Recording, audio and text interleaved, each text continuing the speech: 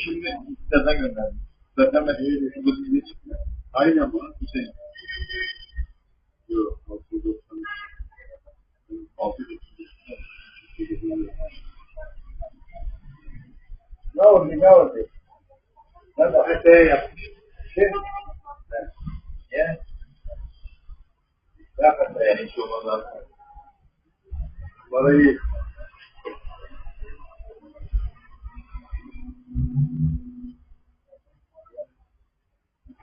tamam.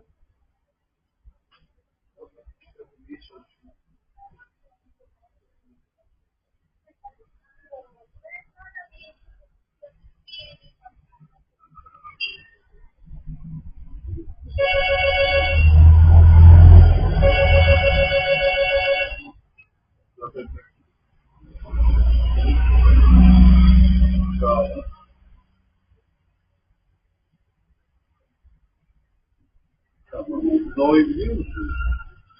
Tamam, tamam. Tamam. Aha, tamam, tamam. Geliyor. Tamam, geliyor. Evet.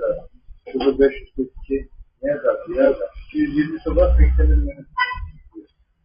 542 evet.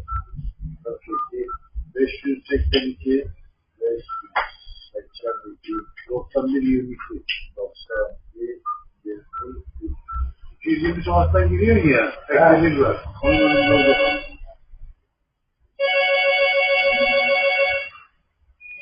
Zafer taksi.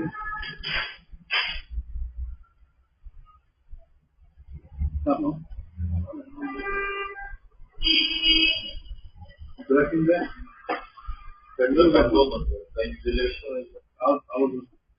0537 bunda ne var? 35 no. Zafer taksi. Sağ olun. Var. Nereye?